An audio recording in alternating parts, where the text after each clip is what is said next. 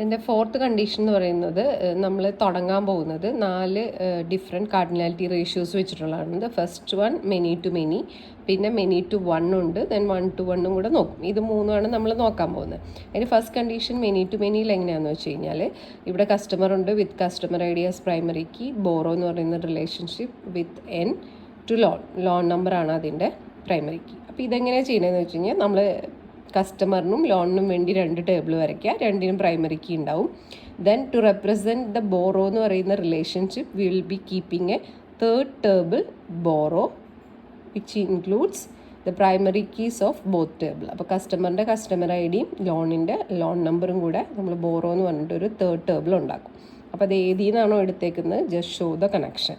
അങ്ങനെയാണ് many to many draw ചെയ്യുന്നത്. ഇനി നെക്സ്റ്റ് വരുന്നത് മെനി ടു 1 ആണ്. മെനി ടു 1ൽ നമ്മൾ 2 കണ്ടീഷൻസ് ചെക്ക് ചെയ്യും. ഒന്ന് ടോട്ടൽ പാർട്ടിസിപ്പേഷൻ ഉള്ളതും ഒന്ന് ടോട്ടൽ പാർട്ടിസിപ്പേഷൻ ഇല്ലാത്തതും.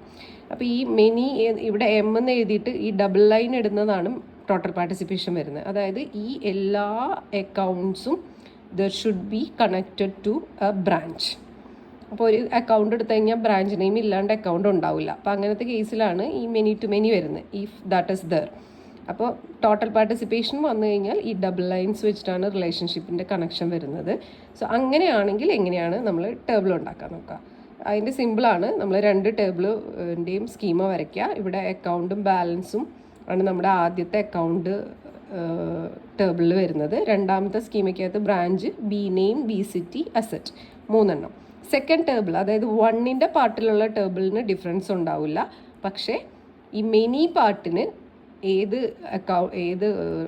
റിലേഷനാണോ അല്ലെങ്കിൽ ഏത് ടേബിളാണോ they will be a change. അവിടെ എന്തുണ്ടെന്ന് വെച്ച് കഴിഞ്ഞാൽ ഈ ടോട്ടൽ പാർട്ടിസിപ്പേഷൻ ആണെങ്കിൽ ഈ 1 സൈഡിൻ്റെ പ്രൈമറി കീ നമ്മൾ ഇതിൻ്റെ കൂടെ ഫസ്റ്റ് റിലേഷൻ്റെ കൂടെ ആഡ് ചെയ്യും. ഇവിടെ ബ്രാഞ്ചാണ് 1 സൈഡിൻ്റെ കീ റിലേഷൻ വരുന്നത്, അതിൻ്റെ കീ ബി നെയിമാണ്.